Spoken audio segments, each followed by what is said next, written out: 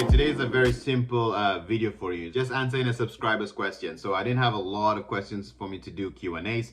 Keep in mind, again, if you have any questions, leave it in the comment sections below, because we do the Q&A if we have tons of questions. If it's just one or two, that's good enough for a video like this. We just, boom, pop a video like this for you, okay? So leave your thoughts down there, and then we can answer your questions, okay? So this subscriber wanted to know what type of softwares I use to run my dealership and my service shop, and that's information I'm going to give you today. That's what I'm going to reveal for you today. And again, this video is sponsored by me, so go on louisville.ca and get your wipers. Keep in mind the promotion runs till December 31st of this year, and you can win $500 if you buy wipers. Okay, so go grab the wipers. Maybe you don't need wipers now, but wipers, you know, you always need that shit, you know, and maybe every year you should be changing wipers anyway. So buy some, throw it in your trunk. Who cares? They're $12.95 a piece, and you get a chance to win $500. I think it's a great deal, and you can pick it up at $12.95 Western Road. So you can select the pickup option, so you don't have to pay for delivery, and you can pick it up at the shop. Okay, so grab your wipers, and get a chance to win $500. Okay, now let's answer your question.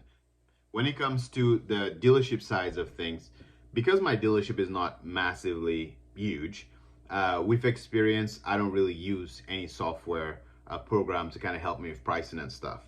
I know there are, I think one called vAuto or something like that. I know some of my franchise buddies use at their big dealerships, because again, those softwares are important to use when you have multiple people at your dealership making a decision, because you want your set margins and you want to make sure that they're not overpaying for your trade-ins, and then you can sell them, right?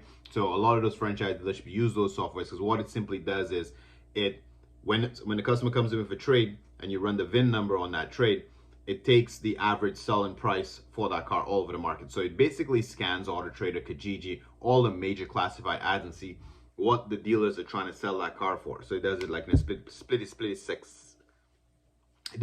split second, okay? It just checks all of AutoTrader, Kijiji, all those places, and then it gives a suggested retail price for the car, and then automatically, because it gives that suggested retail price, it would say the dealer already have in his software what his margin is, right? So if he wants a $1,500 margin, minus that from that price, and if they normally have an average of 500 rehab, they'll minus that from the price, and then so it will have now a net don't pay over this amount. So again, that software is good because there's lots of sales managers or somebody's trying to take a trade in. Once you put in the average wholesale price and you can justify it easy to the customer, be like, bro, that's what your car sells for, this is what we thinking, and then you try to offer a little bit below that number that you get, okay? And if you're making a lot of money on the car you're selling, you may take the net number here, okay? Hope that makes sense. So that's why they use that. Me personally, based on the size of the dealership, I don't do that, because when I'm taking a trade, it takes me 2 seconds to run your car on AutoTrader and just see what I can potentially sell it for. I can just also quickly run it through the TradeRev app. So technically, I guess I use TradeRev as my free software because I run your car on TradeRev to see equally what I can wholesale that car for, what the past 5 cars like that sold on TradeRev. So I look at that history. Now that gives me an idea. If I take your car on trade, if I retail it, how much I can get for it, and it also tells me if I can't retail it and I got to wholesale it, an average of what I can get for it. So I use TradeRev data and AutoTrader data to decide how much you pay for your trade, and equally the same when I'm buying a car for me to resell, I normally use that same process to figure out what to do. Now when it comes to the service shop, that's the second thing, but I actually do have a software for that one. The service shop, I use something called Mitchell One, and what that does is when a car comes to the shop, I can run the VIN number, and based on the job that you want to do, I put it in the system, and it gives me an average hour that I should charge for a specific set job. So if you come, like you've seen how I broke down how a brake job is being priced at, that was actually one of our videos I did pretty well. So if you haven't seen that yet, you can check it out. It helps you price out a brake job, for example. So use a brake job, for example. The customer comes for a brake job, I put your specific car in, and it will tell me that the average industry charge is 2 hours for pad and rotor. So if my shop is $100 an hour, then it will be the brake job 2 hours times my $100 an hour equals I can charge you $200 for my labor, and then the average parts for the industry. So it basically helps me estimate, so I don't overcharge you and I don't undercharge you. So that's the software I use for my shop. It's called Mitchell One.